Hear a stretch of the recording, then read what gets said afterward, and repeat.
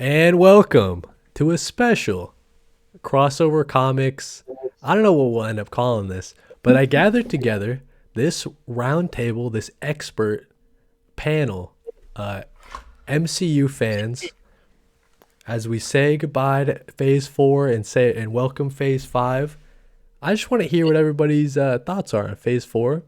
So, joining me, we got my partner in crime. We got Christian. What's up, dude? Yeah, how's it going? He's trying to steal my thunder with the hat, but that's all right. We'll let it So, slide. man, I just got out of work. I literally just came into my room like Put the first thing you see on your head. Nice. this. And we also have Bryce. What's up, dude? What's going on, man? How's it going? Just trying to stay out of this cold. It's very cold outside. Yeah, I And feel that I've not left the house all day, oh, so dude. thankful, Yep. thankful. And a return to crossover. Well, you were on color break. We've got Ken. How's it going? Hello, hello. How are you guys? Dude, I'm excited to talk about Phase 4 and finally making her first crossover comics appearance on the YouTube channel. We've got Jan. What's up, Jan? Hey, no, Thanks. nothing. Just trying to stay out of the cold. Oh, yeah. Thanks for joining us. This expert panel. All right, guys. So, listen, let's just get right into it. Let's talk about moments or things from Phase 4 that we love. So, I'm going to start, maybe give like one or two examples of, just things that stick out to you. So I think something in Phase 4 that was super cool, right? I think it was cool that we got so many different like artistic visions, right? So like they brought in Sam Raimi as a director, right? That's kind of weird, but he ended up doing Multiverse of Madness. It was a lot of fun. And then a moment that I really love from Phase 4, it's probably gonna be everybody's pick, right? But I'm gonna steal it first. That moment with all three Spider-Men landing, I mean that was just such an insane moment. To experience that like live in the theater, right? I think it was insane. So yeah, I'm just gonna go around. I don't know if anybody has other picks. Jan, what do you think? What's some I guess like moments or some things from Phase 4 that you really like? Man, there's so many. I mean, you took mine, the Spider-Man. Of course, I'm a big Spider-Man fan. Um, I don't know. I think the introduction of the Disney Plus shows Mm, definitely are, really cool. Like the standouts to me were like Moon Knight, even though it got kind of mixed reviews, but I liked it. Um, I also liked what is it? Liked WandaVision. mm. That was cool. And then also I like the Falcon and the Winter Soldier. Of course, it's Black History Month, so a lot of people didn't relate to the content, but I mean, I liked it. So I think that's kind of like where I really like the Disney Plus shows because it kind of just it interweaved or woven in, So like I was really enjoying all of the shows, most of them. Some of them I didn't like. I didn't like Loki. Sorry.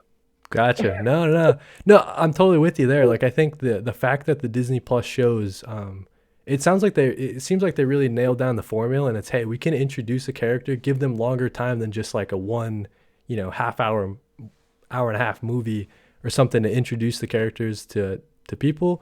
We saw that with Moonlight, like you mentioned. So yeah, I think that's great. Ken, what do you think? What do you think, dude? What are some standout moments or some things in Phase 4 that you really love looking back?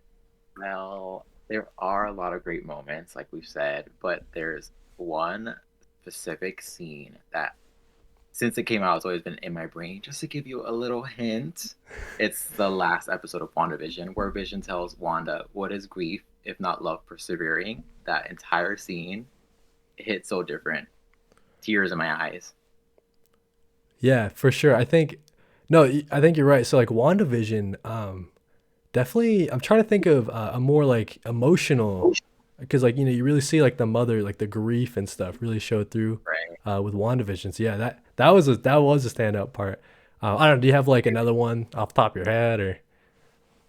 Another, this one, just because I love the reactions to it.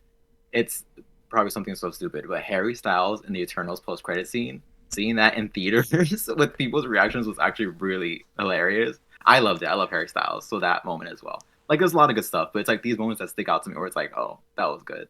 I'll remember that. No, totally. That's like, I mean, it just shows that, the star power that the MCU, like we can get Harry Styles. Like we just call Harry Styles up and he's in our movie now. Just get him over. Yeah. Even if it was like for a, 1 minute thing or whatever. All right, Bryce, let's hear it, dude. What are your favorite moments from MCU Phase 4? Okay, so I'm gonna just warn y'all now. One of mine is gonna make y'all sad. So I'm gonna start with the happy one, and start on a high note. All of She-Hulk episode 8. I'm a big Daredevil fan, have been for a few years now. And Charlie Cox as Daredevil, to me, I view that the same way a lot of other people view like Robert Downey Jr.'s Iron Man or Hugh Jackman's Wolverine. Like, he is the best Marvel casting of all time to me. And when his show got canceled, I wasn't sure if I'd ever see that version again, that version that became one of the definitive versions of my favorite Marvel character. And so to see him come back, and not only come back, but come back to, like, just come back in that same form almost, because it genuinely felt like the same character, was huge for me. Yeah. Yeah. And then the other one, and it's one that has just lived in my head rent-free since it came out.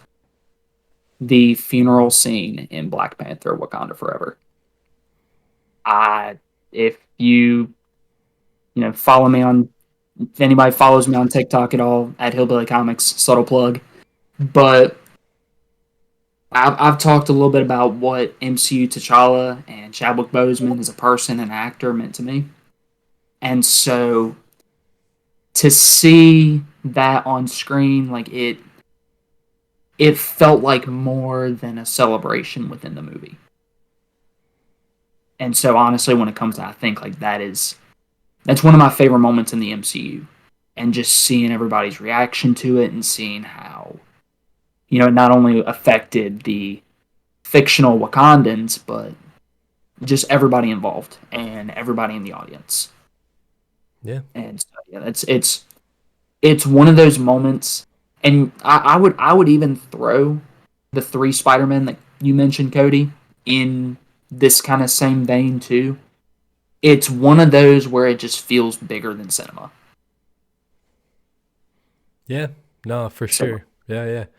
I'm with you. It's like those, like, it's a big cultural moment, right? Like seeing like you're saying, the funeral in theaters and everybody's kind of going through the same emotions, and everyone across the country, you know what I mean? If everybody's watching it opening night, they're all going through the same feeling. So, yeah, no, I think it's a great picks.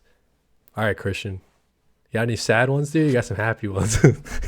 No. I got a very specific and weird one. I think Phase 4, we did get some like projects in the previous phases that felt unique. Guardians of the Galaxy and Thor Ragnarok are those 2 examples. But in this one, we did get a lot of like new directors who did their own style, be it Chloe Zhao, Sam Raimi, Taika Waititi. To me, the moment, and I don't know why, but in Werewolf by Night, when it turns from black and white to color, I don't know. It hit me. I was like, oh, this is its own monster. How we like have directors who can use their voices and create what they want, which is the problem why we don't have Edgar Wright doing Ant-Man, because then at the time they didn't want to give directors their chance to do their own thing. So yeah. Yeah, I'm with you there. It's interesting because you have a lot of directors coming in trying to do their own thing, and it seems like they're more open to that, like we were saying earlier. And then you have some like directors that can come in and play it safe and just make like a fun movie. You know what I mean? They don't have to do anything crazy. It's just they can follow the Marvel formula but still just have an enjoyable film. So yeah, I think it's cool that Marvel's able to do both now. All right, so this next topic point, I don't want to get too bogged down in the negativity, but I think it's important. We're talking about the good parts, maybe 1 or 2 like things you weren't so hot on in Phase 4. Because as much as Phase 4 was a lot of fun, it wasn't all perfect. Definitely not the perfect phase. So the moment that, or the part that least favorite for me, I hope that they kind of are looking to change this going forward, with the new Ant-Man movie and Kang as a villain. But I hope that Marvel can have, not that all their villains haven't been strong. Like there are definitely some that stand out more than the rest. But to me, like, you have Gore. Like the fact that Gore wasn't, like, I liked Christian Bale's depiction of Gore, but at some times it could have been a little comedic and stuff. And I just want like villains to have this like weight to them. You know what I mean? Like we got with Thanos, or because I like Gore for what he was, but I don't know. To me, it's just, I mean, Gore the God Butcher is supposed to be just like this crazy, intimidating. So that's one thing I hope they kind of change is, I hope the villains are more than just, like, you got your Ant-Man and you got your Yellow Jacket, who's like a direct, he's just like a different colorway or whatever. So I hope that they continue the trend of having like super strong villains. And it looks like they're going to be doing that with, like I said, with Kang and with MODOK. So hopefully that's kind of the direction they're going towards. Christian, let me hear it, dude. Least favorite part of Phase 4, and something you hope is changing looking to Phase 5. Oh, wow, I had an answer, and then you started talking about So sorry. completely ruined it, man. My least favorite, because I'm trying to think when I'm thinking of like least favorite, I'm thinking specific moments. Yeah, it could be I don't want moments for sure. I, Yeah, I don't want to name an entire project, so you know what? Could you go to someone else and I come back to it? I absolutely, honestly like dude.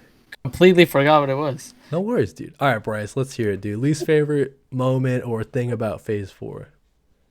Guys, so I don't know if I have a specific moment, but one thing that got me was, especially with the Disney Plus shows, the pacing to me was just one of those things Mhm. where it felt like have you ever heard the expression? I don't know if there's a Southern thing or not, but heard the expression "hurry up and wait." Right. That's what it felt like to me. Was we would just get so much in the first couple of episodes, only to basically need to take a breather in episodes like 3 through 5 before getting hit over the head in episode 6 or 9 or whatever. And it felt so jarring at some points. Like I know a couple shows that really felt that way to me were honestly She-Hulk, and I want to say Moon Knight was another one that felt like that for me. There were some that I felt handled it better. I don't think any show got it down. I thought, Falcon and Winter Soldier did a pretty good job at least hiding the pacing issues. I thought, Hawkeye did sort of the same thing, kind of hiding the pacing issues, but it's still like they were still there. They were still there, and they're used to movies. This was their first time really going down the series route, so I can excuse it a little bit this time around. But I am hoping that they fix that. Especially, like I said, I'm a big Daredevil fan. His show's gonna be 18 episodes. As exciting as that is, that terrifies me as to what's gonna happen between episodes like 5 and 15. Yeah, I got you. That's definitely probably the most like prominent criticism that people have, and I definitely agree at times. Because it's interesting, right? Because like we look back on these shows and we remember them fondly as like a full package. But you're right, like week to week, like some episodes aren't as strong as others. That's just the nature of the beast. But I think you said it perfectly, where doing movies for, I don't know, what was it, 10 years or something, and then they start doing TV shows. It is a little tough to put on that other hat to try to balance and have a good pacing, when in movies you probably didn't have to worry about that as much if you had like a trilogy or something, right? But yeah, so that's a fair criticism for sure. Definitely hoping that they get better at it the more practice they do, especially for Phase 5. All right, Ken, let's hear it, dude. Least favorite thing. There's a couple things. I feel like usually with Phase 4, I liked everything. I didn't have anything I really disliked. But one thing that kind of bothered me, I guess, was the characterization of Moon Knight, or like the direction they went with Moon Knight. The show was good. I enjoyed it. I had a good time with it. But I feel like Lemire's run of Moon Knight should have been something that was saved for like season 3 or season 4, or something that built up to it, right? Because I feel like that's such an important story. Like that's iconic is Lemire's Moon Knight, and just to do it right away, I feel like going forward, people are gonna have this expectation that Moon Knight's fighting these gods or in this crazy world that he's in, trying to figure it out. But really, he's like a street level hero, and I feel like once people see that, they're gonna kind of downplay him or like crap on him. You know what I mean? Mm-hmm. Yeah, that makes sense too. Definitely. Jan, what do you think? I don't know. Do you have a similar criticisms as other people have had, or do you got any? I I think Hillbilly hit the nail on the head with the Disney Plus shows because that was the main criticism that I had as well. I think overall, because like even if you look at it from like a overall standpoint, I know that I forget. I think it was the president of. I saw this in an article. I mean, I know we're not supposed to be like talking rumors or anything, but like ever since Bob Iger came back, like he noticed that like this phase of movies is like was a lot different than when he was president. So I feel like that has to do with like even just changing of the guard. So hopefully we'll go back to like what we had like back in phase one. I don't have like a specific criticism. I think just like what everybody has said like is my reactions is that like even with the representation Ken was talking about, like I know a lot of people had a very big problem with Moon Knight not having his Jewish representation. Yeah. So I know that that was really, really concerning. And then even, you know, like there shouldn't be an excuse because obviously Wakanda Forever, they have all of the representation and all of the African, you know, things. So why is it like this? So that's kind of where my head is, you know, with that, with some problems with phase four. But overall, I think it, and also one more thing is like I feel like it's hit and miss with the Disney Plus shows and the movies because Thor: Love and Thunder I did not like. And I'm sorry, I just didn't enjoy it, and like I said, like I think it's just because of the direction of the directors, and now we got new directors, so everybody's kind of jumping in. So, you know, it's the way it is. But hopefully in Phase 5 we can have a better direction than what we did maybe in Phase 4. Yeah, that makes sense. A lot of good points there. Christian, do you remember what you were saying earlier? Or are you? Yes, it was not a specific moment. It was Okay. all of What If. Oh, yep. Yeah, I mean like, and listen, I didn't like the art style. It doesn't mean it's a bad art style. I think the people who worked on it put everything into it, and I respect them because it's not easy to make a show. We have to remember that. Like, even if you like it or not, it's not easy to go through it and make an entire show. Having said that, how are you gonna give me Marvel zombies with no blood? A Robert Kirkman like book with no blood, no gore, no nothing. It's I was just thinking that, not gonna lie. Yeah, I so mean, that's what yeah. I'll say. Yeah, I mean, it's true. Like, I think with the diversity of like their lineup and their portfolio of all these different characters they can use, like you're saying, all these storylines they can pull from, definitely like I think there's room to have more adult, like like you're saying, like I think in a Marvel zombie where it's supposed to be when the original story, the source material was like really graphic and stuff. I think it can be a little adult and show a little blood. I don't know. I'm with you there. I think that's a fair one.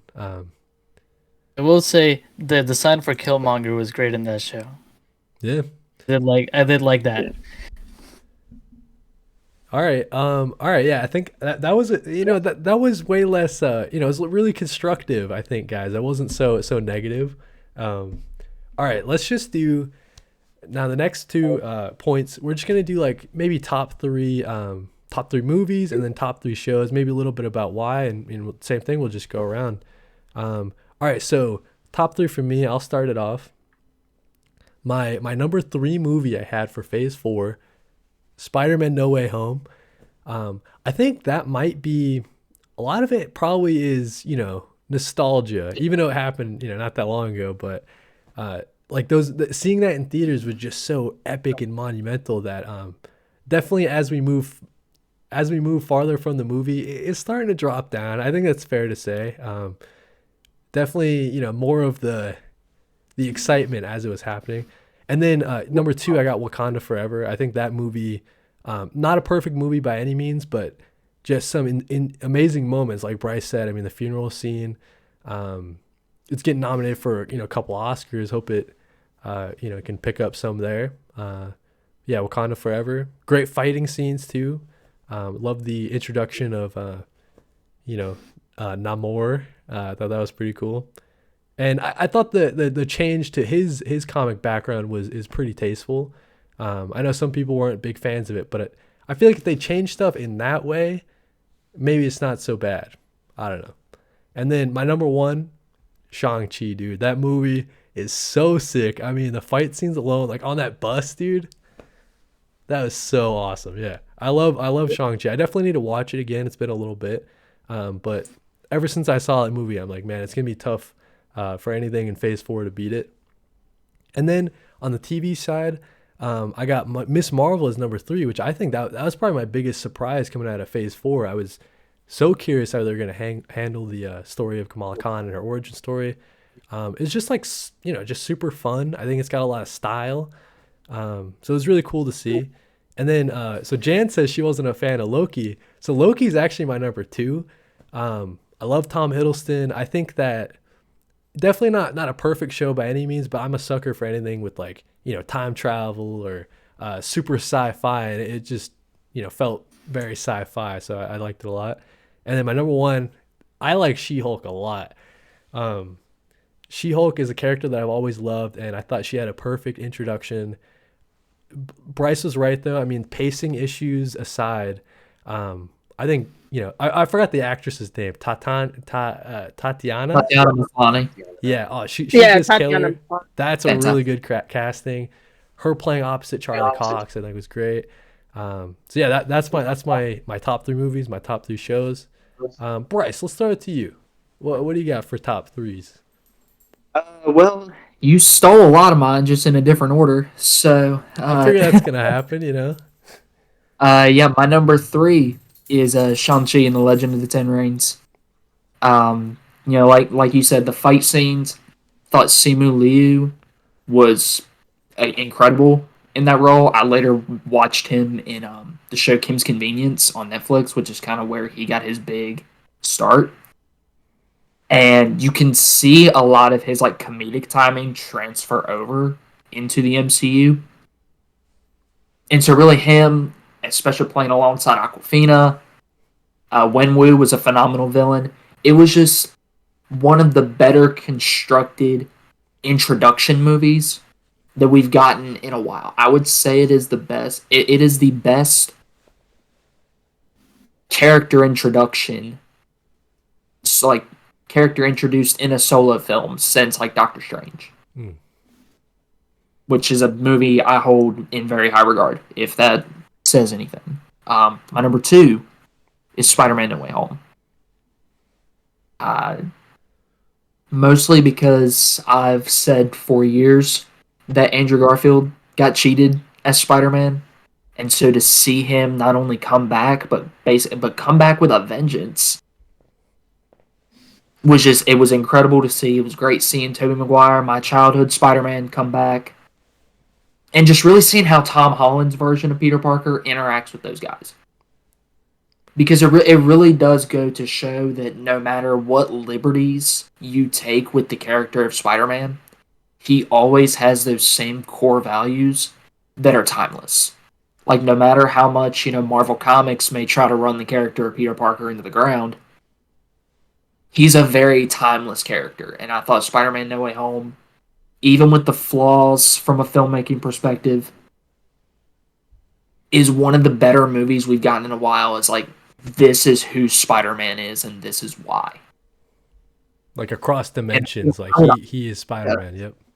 I would honestly say that if you showed them the Far From Home post-credit scene and then showed them No Way Home, that No Way Home could be a person like a great introduction to the character of Spider-Man.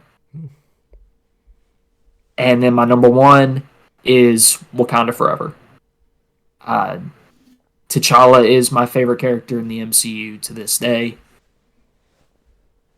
Unless you count Daredevil, but we haven't really gotten much of him yet. And I was worried how they were going to handle it. I trusted Ryan Coogler. I still trust Ryan Coogler. He has yet to make a movie that I don't love. But I was still worried, and they came in. They introduced, in my opinion, a great character in Namor. There was some stuff towards the end. I think realistically, Shuri would have killed Namor, but you're not going to introduce a character that big and then kill him off. So I understand from a universe perspective why they didn't do certain things, but even then, like I'm a sucker for anything Ryan Coogler makes. I'm a sucker for Wakanda, one of my favorite parts of the Marvel Universe, and I thought it was fantastic. And for the shows, my number 3 was the Falcon Winter Soldier. I love everything to do with Captain America in the MCU, and this was no different. I love seeing Sam come into his own as Captain America, and I loved the growth from Bucky too. I get that could have been a moment that I mentioned when I'm talking about my favorite moments, but when Bucky was in Wakanda and they were testing him and the whole "you are free," that absolutely broke me in the best way possible. And I thought, John Walker, another great character introduction. I thought the Flag Smashers were okay. I was really more interested in the John Walker stuff, but again, just overall great character work for 2 of the MCU's best characters. Number 2, Ms. Marvel. Iman Vellani's Kamala Khan is perfect. No notes. And really, that was it. It felt like an old school coming of age movie, like in the vein of like And I know this particular director has a lot of controversy surrounding him and stuff. He wasn't the best person, I've heard, but like the John Hughes movies from the '80s, Breakfast Club, Ferris Bueller, 16 Candles. It felt like it fit in that genre, and that is one of my favorite genres. And so yeah, Ms. Marvel, if nothing else, because I'm a sucker for good coming of age, fits right in there in my top 3. And then my number 1 is the Guardians of the Galaxy Holiday Special. James Gunn can do no wrong in my book. And the Guardians are probably my favorite ensemble in the MCU. And so I was really excited to see them as kind of like an appetizer for Volume 3. And I mean, come on, they kidnapped Kevin Bacon. What's not to love about that? Nah, listen, you got great picks, Bryce. And like so, like you're saying with the Guardian, the holiday special. If my only criticism coming out of that was like, dang, I wish it was longer, then I think you got a home run on your hand, right? And I love the direction that the specials are, or the specials are going. I hope that's something they continue into Phase 5. I'm sure they will. It seems like they are getting it pretty down. All right, Ken, let's hear it. I hope you got some hot takes for us. Top 3 movies. At number 3, I have Black Panther, Wakanda Forever. Beautiful story, beautiful acting. I mean, there were times where it felt like maybe they weren't acting and they were actually showing their sadness and their actual emotions. I mean, the plot, like Hillbilly said, Bryce, sorry, I'm so used to calling you Hillbilly, about Shuri and her decisions. There were some things that I probably think could have been done different, but overall, just a fantastic story and hit every emotional beat it had to. And Ryan Coogler did a great job in moving the story up to T'Challa and also giving us hope for the future for the Black Panther. At number 2, who do I have? I have Eternals. I love the Eternals. No matter what people say, I think it's the most unique Marvel movie ever made. I think, despite it being a little bit long, I think every scene mattered to the stories of the characters. Maybe it would have worked better as a show, but overall, the introduction, these new abilities, these people who've been here forever. I love. It's a cliche, but I love it when things are like, oh, they've been here forever. Like they've been secretly hiding in the shadows, and I was like, yes, I'll eat it up. And Eternals is truly unique. And at number 1, I have Shang-Chi. Like you both said, it's a great character introduction. I think it's a great solo story. I think just to not to repeat what you guys said, I think the story of Shang-Chi, being he's so young, he has like these daddy issues. It's like it hit a little bit too close to home, and I love that movie so much. I think the end, as much as a CGI mess it is, it's a fun watch. It's a great watch. As for my shows, I have number 3 is Miss Marvel.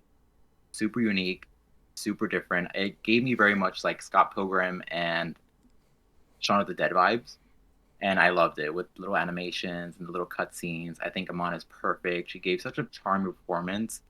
The whole clandestine thing kind of threw me off. I don't know if I would have kept that part of the story, but everything else was fine. Number 2, I have She-Hulk. I love She-Hulk. I think Tatiana Maslany is perfect for Jen. I love like sitcoms. I love The Office. I love all that stuff, and I think She-Hulk, the humor captured it. I think it definitely maybe didn't resonate with everybody. For me, I think it was hilarious. I think Tatiana was perfect. And number 1, I have WandaVision. I think WandaVision is still to this day the most unique Disney Plus project. I think the sitcom 40s, 50s, 60s style was the perfect way to go about Wanda's story. And it was the perfect lead up and perfect culmination of Wanda. And I think, as you know, as far as Doctor Strange goes, I think this should have been where her story kind of cut off until wherever she shows up in the future. I think this did a perfect job of setting her up for her all powerful self. No, great picks, and I definitely respect Eternals meaning that much to you. I think I probably, looking back on it, I was probably like in a bad place when I first watched Eternals. And I definitely need to rewatch it. Because definitely, it's not like a kids movie, right? Like I think people were going into it just to expect like it's hard to balance like that many characters as well. Definitely need to rewatch it though, because I respect that pick so much. Great list overall, Ken. I love it. Christian, let's hear it, dude. Let's hear it. So I do want to say that what was my number 3 in movies went to be my number 1 as I heard you guys talk about your favorite movies. So my number 3 now is Shang-Chi.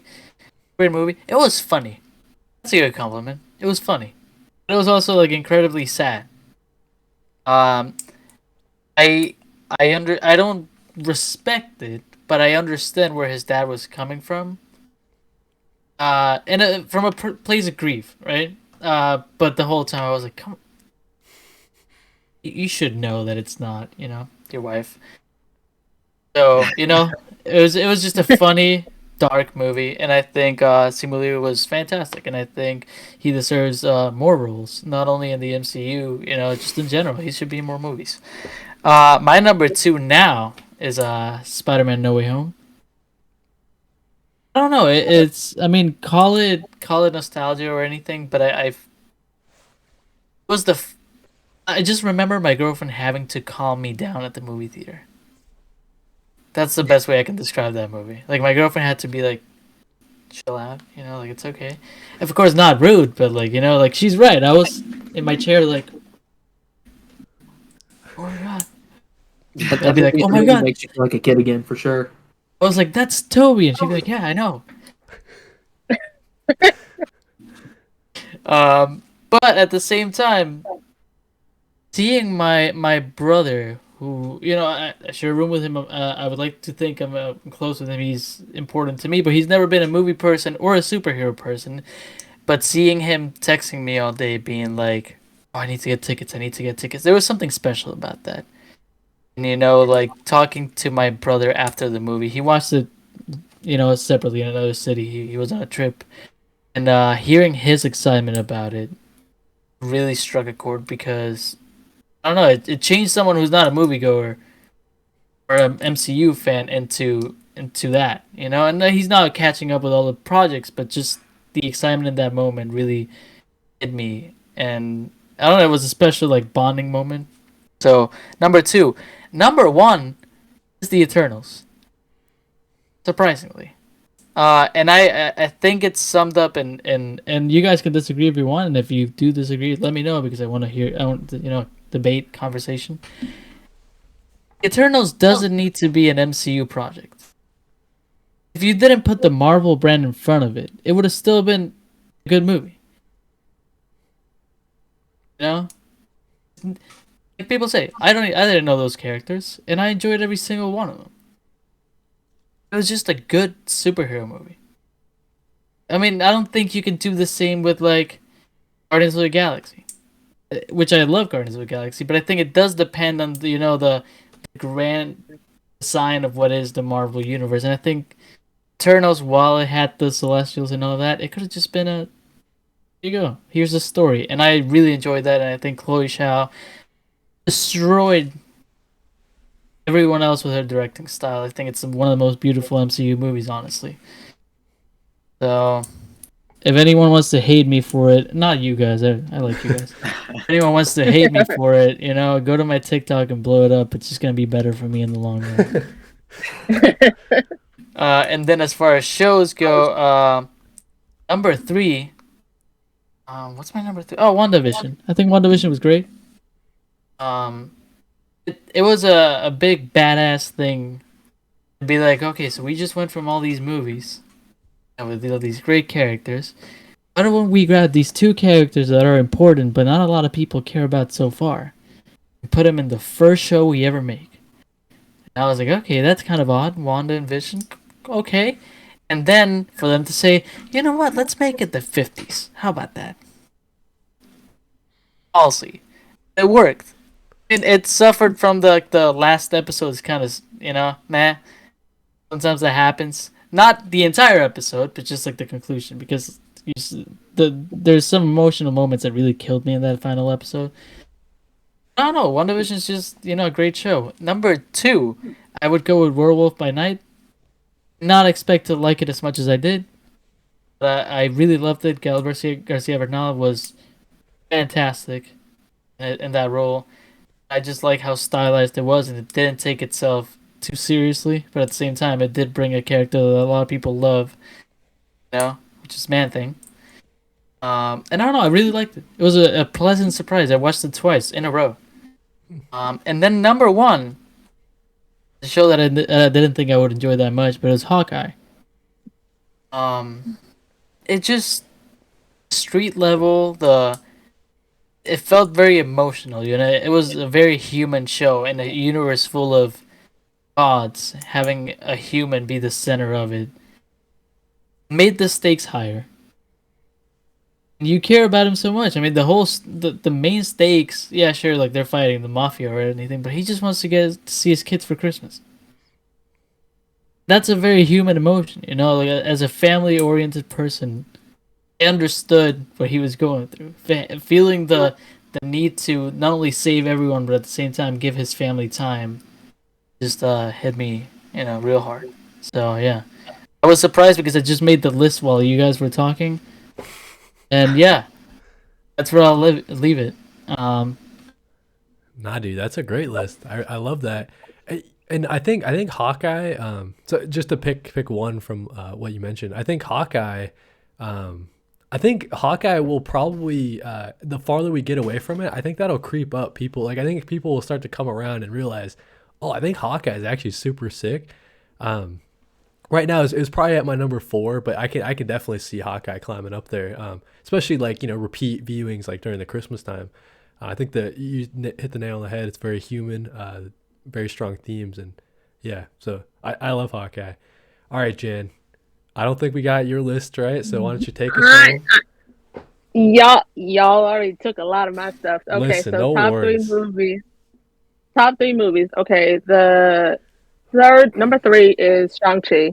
I love Shang-Chi. Simu Liu did a fantastic job as being the center role. I have to go see what Bryce was talking about on the TV show that he was on. So I definitely want to check that out. Convenience.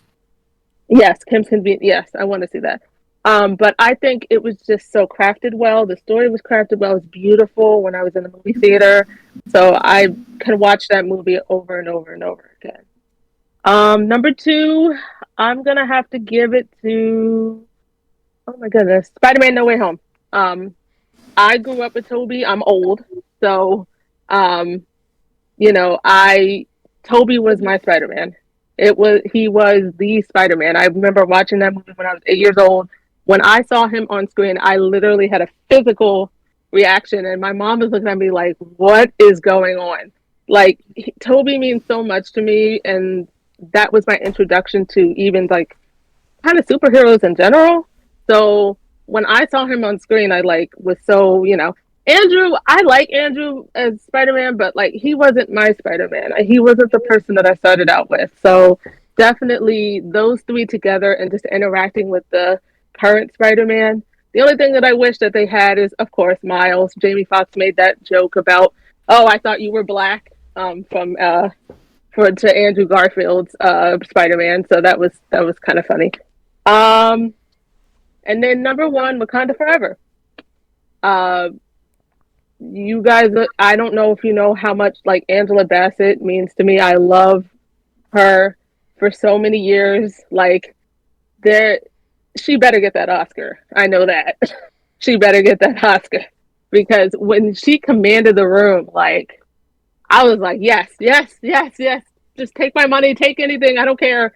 And of course, the funeral scene. I actually shed a few tears during that scene, and I was nervous, like Bryce had said, about the whole movie, how they were going to address it. I'm glad the family was involved, so that was kind of cool to know that.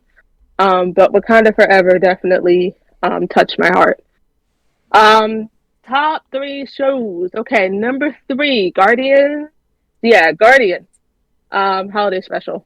James Gunn is a genius. I can't wait to see what he does over at DC. So sad to see him go from Marvel projects because I think he does a really good job with ensemble things. Um, if you guys ever want to talk DC stuff, like I'm your girl. I love DC too.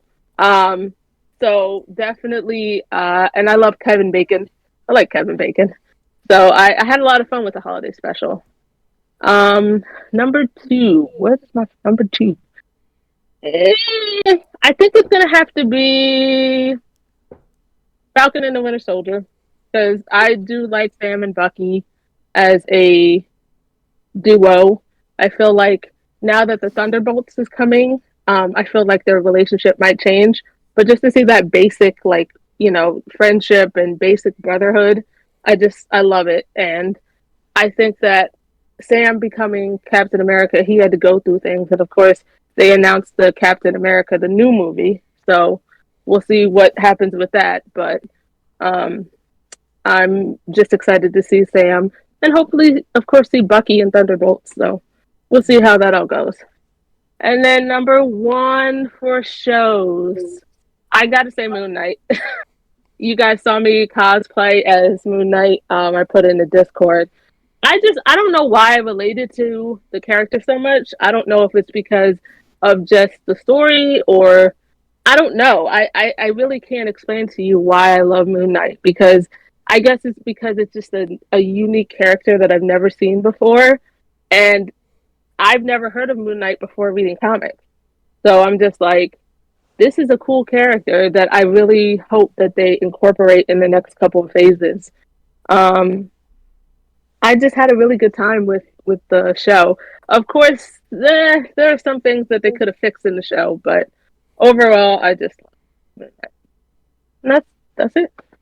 Love that list. I really, um, hearing you talk about like like your experience with Moon Knight and that you cosplayed. I think that's super cool. I'll throw up a picture right now. I'll throw it up. That's Jan. That's Jan cosplaying. All right, no, listen, great guys. I mean, everybody has such a diverse list, and I think that just speaks to the MCU and what they're capable of. And if they have 20 different projects, I mean, it's just for sure going to be, everybody's going to have different favorites. I think that's awesome. All right, so as we close it out, guys, I'll just throw it to you. Maybe just do whatever where your social is, and maybe like a last word, or maybe some projects you got working on. All right, Christian. Any last words, dude? And where can people find your TikTok? My TikTok is comic book stash, and that stash is like mustache. I have a podcast with a friend of mine called Color Break. It's color/break. And we just posted an episode that I'm really proud of, number 12. Did some award show. My friend's Cody, by the way. I don't mean to hide it from anyone. Um, yeah, no. You could just find me online. Don't find me in person because I don't want that. Please. Yeah. All right, Bryce. Where can people find you? And do you got anything in the works? Any projects? Well, you can find me on TikTok and Instagram at Hillbilly Comics. I'm gonna try to start posting on Instagram again. So I was actually over there before I was on TikTok. So, but as far as projects go, just I'm kind of one of those guys. I record whatever I'm feeling at any given moment, and I either just upload it then and there or put it in the drafts. My account is all over the place as far as content goes. I'm probably gonna start doing some like character specific content going forward, just depending on what I'm reading and stuff like that.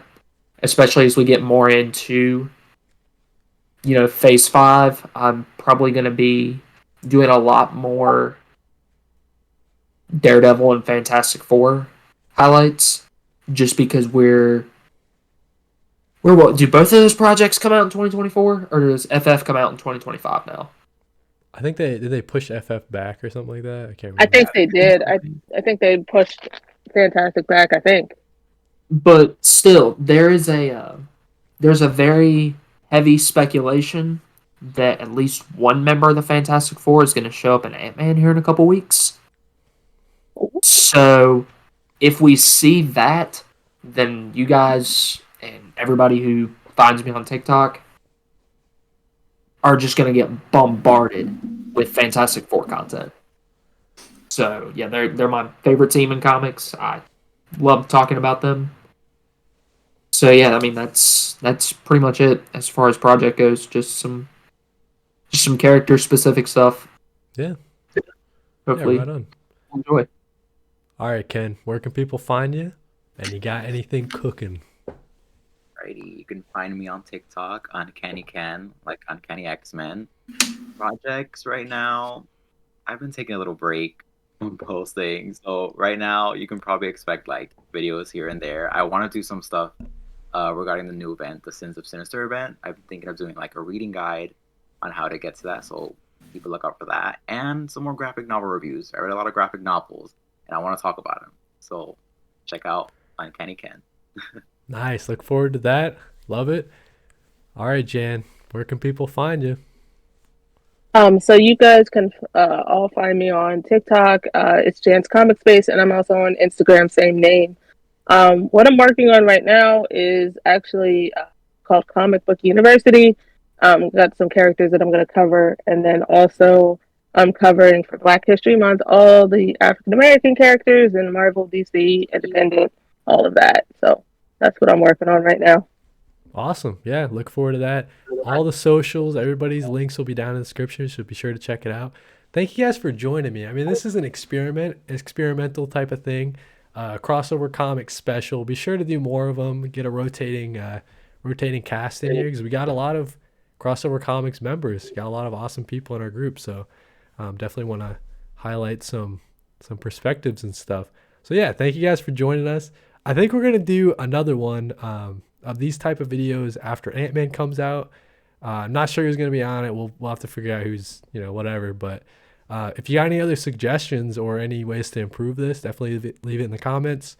And yeah, thanks for joining us for this special crossover comics episode. See you later.